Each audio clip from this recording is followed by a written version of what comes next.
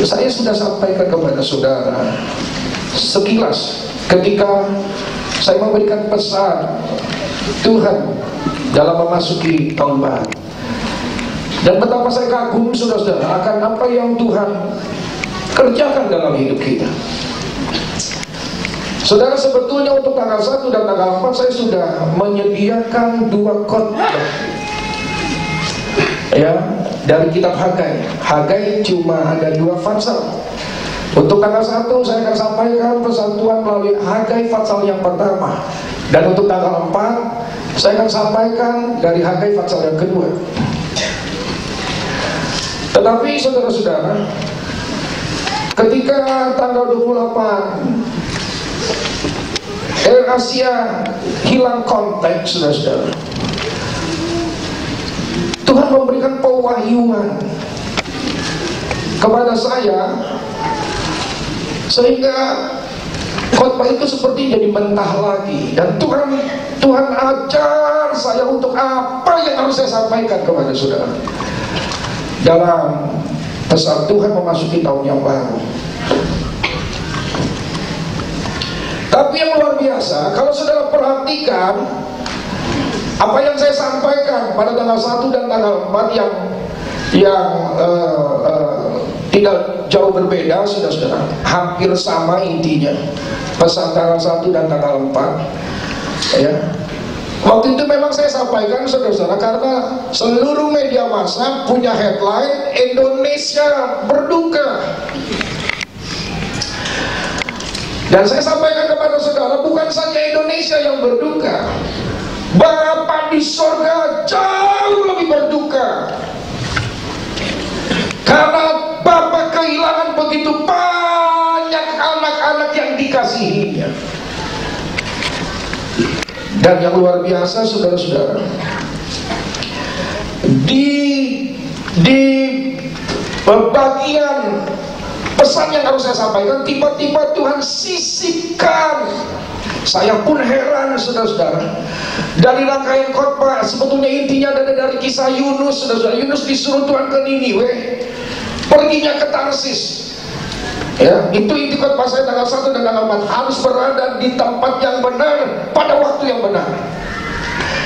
Tapi di tengah-tengah saya menyampaikan itu, tiba-tiba Tuhan sisipkan saya tentang kisah si bungsu dan si sulung.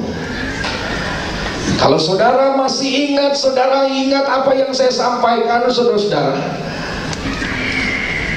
bukan saja Indonesia yang berduka, tapi Bapa di surga jauh lebih berduka. Saya kaget ketika tiba-tiba Tuhan memunculkan kisah tentang si bungsu, dan saya sampaikan ya, Bapa juga berduka ketika si bungsu harus meninggalkan dia.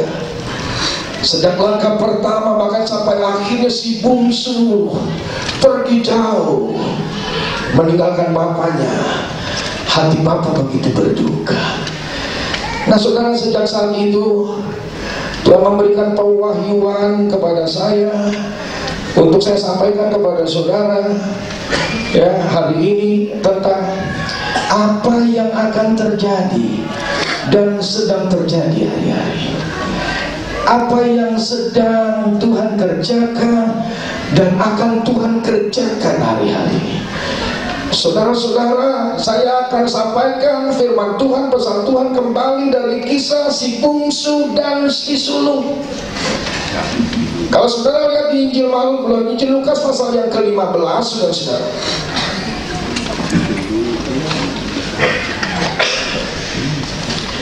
Injil Lukas pasal yang ke-15 itu isinya ada 3 perumpamaan yang disampaikan oleh Tuhan Yesus sendiri.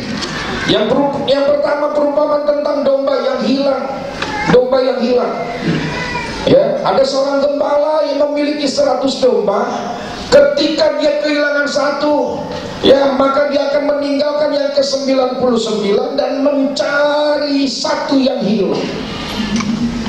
Karena ini domba, saudara-saudara, sehingga di dalam ayat-ayat yang saudara bisa baca tidak ada dialog apapun. Karena domba Kandang domba. Tapi saya percaya saudara-saudara, ini bukan sekedar perumpamaan, ada pesan profetik yang luar biasa.